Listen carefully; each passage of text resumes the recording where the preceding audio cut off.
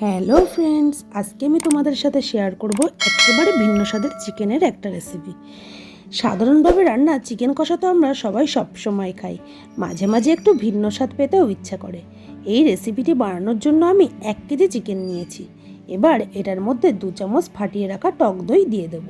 তারপর দিয়েছি 1 চামচ রসুন বাটা, কাঁচা লঙ্কা বাটা আর 1 চামচ আদা বাটা। বাটা মশলাগুলি আমি আগে থেকেই মিক্সিতে বেটে রেখেছিলাম। এবার দিয়ে দেব 1 চামচ ধনিয়া গুঁড়ো, 1 চামচ জিরে গুঁড়ো, 1 চামচ শুকনো লঙ্কা গুঁড়ো, 1 চামচ মরিচ গুঁড়ো, 1 চামচ হলুদ আর পরিমাণ মতো লবণ।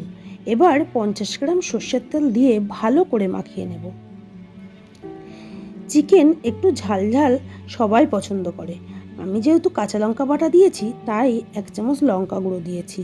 তোমরা চাইলে বেশিও দিতে পারো।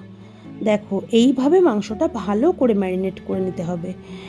মাংসটা ম্যারিনেট করার পর আমি 1 ঘন্টা ঢেকে রেখেছি।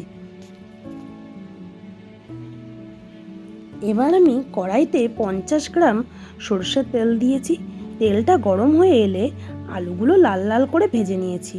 তারপর ওই তেলের মধ্যেই দিয়েছি আগে থেকেই কেটে রাখা পেঁয়াজ কুচি আর ক্যাপসিকাম। এবার এটাকে একটু ভেজে নেব। যতক্ষণ হালকা ব্রাউন একটা কালার না আসছে ততক্ষণ ভেজে নেব। দেখো, সুন্দর একটা কালার চলে এসছে। এবার এটার মধ্যে দিয়ে দেব একটা টমেটো কুচি। আবারও 10 সেকেন্ড নাড়াচাড়া করে নেব। এবার দিয়ে দেব ম্যারিনেট করে রাখা মাংসটা। এই মাংসটা রান্না করতে আমি কোনো জল ব্যবহার করিনি। মাংসের পাত্রটাতেই 1 কাপ জল দিয়ে ওটাই দিয়ে দিয়েছি। এবার মাংসটা ভালো করে কষিয়ে নিতে হবে।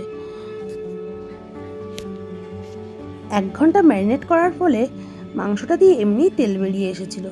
কষালে আরো সুন্দর তেল বেরিয়ে আসবে। তারপর ভেজে রাখা আলুগুলো দিয়ে দেব। আলু তোমরা নাও দিতে পারো, তবে মাংসের আলু খেতে খুব ভালো লাগে। আলুটা দিয়ে 10 মিনিট ঢেকে রেখেছিলাম যাতে আলুগুলি ভালো সিদ্ধ হয়ে যায়। এবার আর একটু নাড়াচাড়া করে নিতে হবে। তারপর এর মধ্যে 1 চামচ গরম মশলা দিলেই রেডি হয়ে যাবে আমাদের চিকেন কষা। দেখো, খুব সুন্দর একটা কালার চলে এসছে।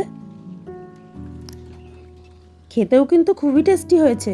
তোমরাও এইভাবে ঝটপট বাড়িতে চিকেন রেসিপিটি বানিয়ে ফেলো। এই রেসিপিটি ফ্রায়েড রাইস, লুচি, রুটি যে কোনো কিছুর সাথে খুবই সুন্দর লাগে। আশা করছি তোমাদেরও খেতে খুব ভালো লাগবে।